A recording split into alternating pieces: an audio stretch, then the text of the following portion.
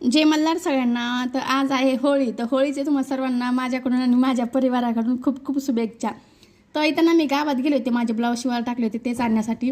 तिथं गेल्या गेल्या हे फुल मला भेटलं आणि ते डोक्यात लावत होते, ते पण व्यवस्थित लागत नव्हतं, टणकून दिशेने वर उडत होतं, म्हणून मला हसायला येत होतं. तिथनं आले आणि उशीर झाला तर म्हणून स्वयंपाकाचं तर काही शूटच नाही केलं. स्वयंपाक करून घेतला, देवाला नैवेद्य दाखवून घेतला, देवाला नैवेद्य दाखवून घेतला आणि लगेच श्राद्धाला पण जेव घातलं. तर तिला जेव घातलं म्हणजे ती हाताने जेवती, कारण की ती झोपेतनं उठली होती, त्याच्यामुळे तिला जेव घालते. जेवण करायचं नको म्हणत होती, मग म्हटलं चल मी जेव घालते तुला.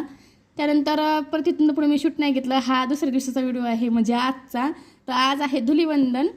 तर त्यासाठीच मी इकडं साधी सिंपल तयार झाले, जास्त काय छान साडी वगैरे नाही घातली, मला नको.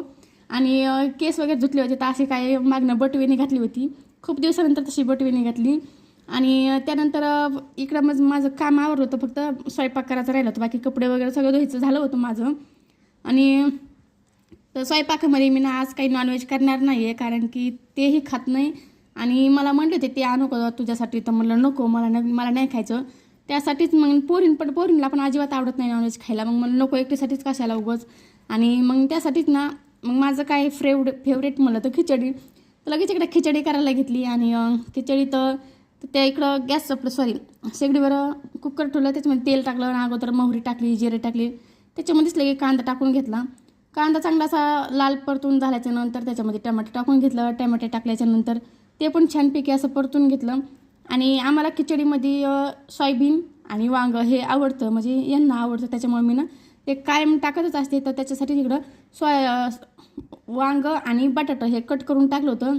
आणि लगेच मग ते चांगलं परतून घेतलं, त्याच्यामध्ये हळद मीठ ते सगळं टाकून घेतलं, मसाला वगैरे, सोयाबीन पण टाकून घेतली. आणि लगेच इकडं खिचडीला फोडणी वगैरे देऊन घेतली चांगली, त्यात पाणी वगैरे टाकून घेतलं. त्यानंतर खिचडी तर झाली होती माझी करून. तर आज आहे होळीचं तर आमची इतकी शांत वातावरण राहणारच नाही, 3 मुली असल्यामुळे.